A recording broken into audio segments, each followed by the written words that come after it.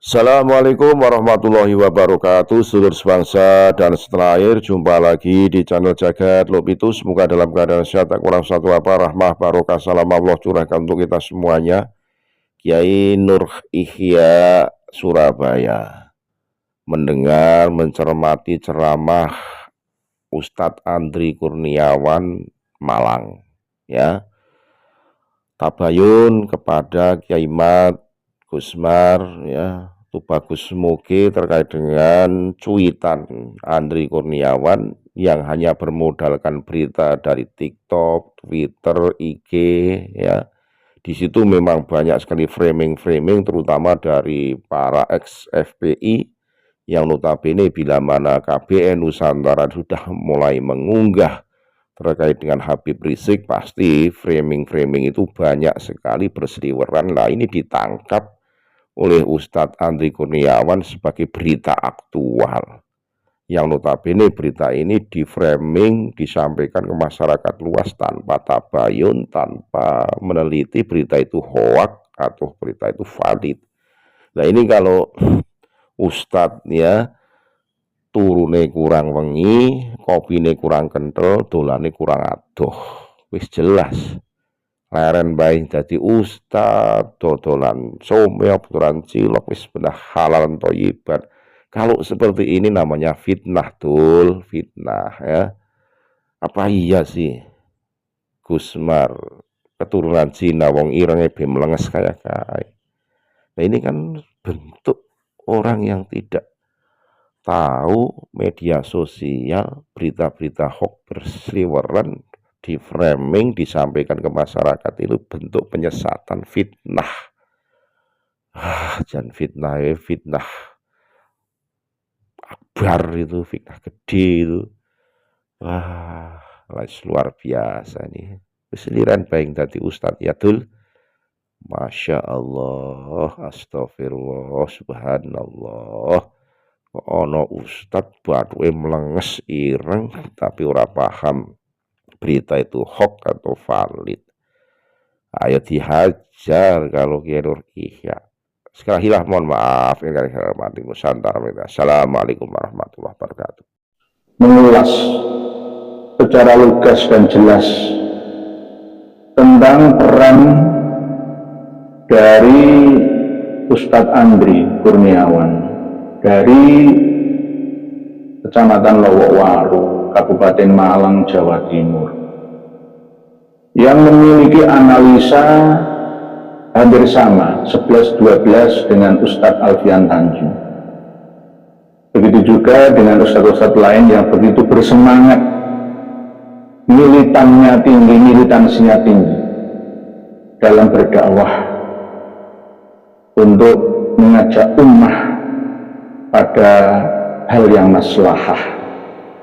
Tetapi jika tidak diimbangi dengan data yang sahih, maka khawatir nanti justru tidak mencerdaskan ummah, malah sebaliknya. Nah inilah yang harus kita luruskan bersama. Di antara video yang keluar 2 hari yang lalu itu adalah menganggap bahwa Kiai Haji Maduddin Usman, Kiai Agus Mariono, Bagus Nur Fadil atau Mogi itu adalah agen-agen pemecah belah umat, geng yang dibayari oleh China, dibayari oleh Yahudi sana, katanya seperti itu. Padahal tadi 50 menit sebelum saya live ini tak telepon langsung Pak Yai Agus Mariono dari lain Gunung Slamet, Jamur Dwipo, Jawa Tengah itu. Apakah jenengan terlibat? Ya enggak. Ya berarti ini namanya cross check, ya. Hakul yakin saya sudah menghubungi langsung beliau Gusmar, ya, atau Kiai Agus Mariono yang punya channel KBN Nusantara ini. Ini bukan fitnah atau opo jarini dilawakola, ya. Tapi ini saya harus memastikan. Ternyata saya telepon langsung video call dengan Kiai Agus Mariono dari lereng Gunung Slamet, Banyumas. Ternyata apa yang disampaikan oleh Ustadz Andri Kurniawan itu tidak benar.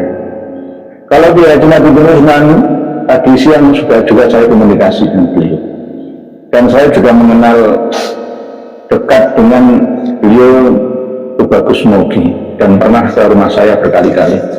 Ini